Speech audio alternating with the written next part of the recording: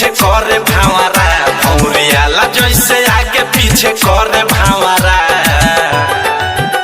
तो बोलावे रोज चवरा में टीक वाला छावरा, तो बोलावे रोज चवरा में टीक वाला छावरा, तो बोलावे रोज चवरा में टीक वाला छावरा।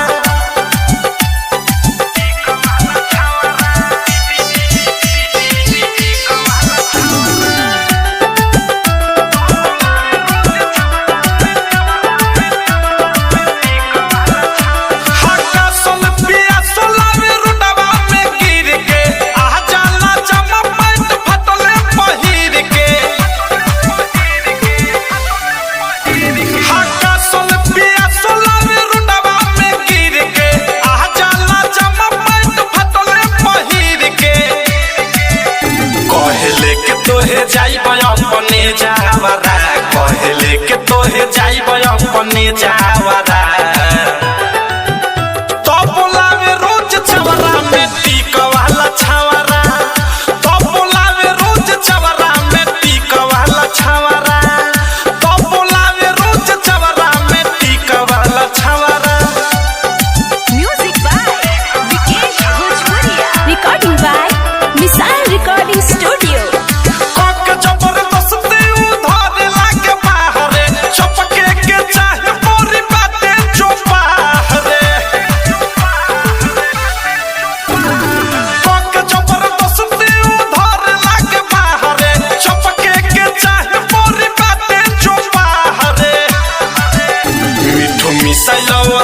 कहे खाई पकावरा, सुनो अनुराग मुकेश कहे खाई पकावरा।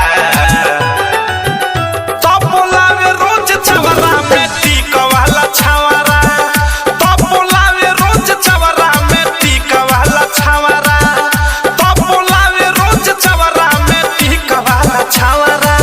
दुआरा पे आके रोजे हो जाला खारा, कनक चलावे हमें करे इशारा।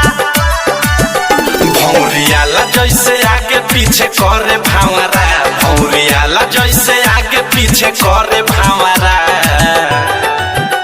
तो बोलावे रोज चवरा में टीक वाला छावरा, तो बोलावे रोज चवरा में टीक वाला छावरा, तो बोलावे रोज चवरा में टीक वाला छावरा।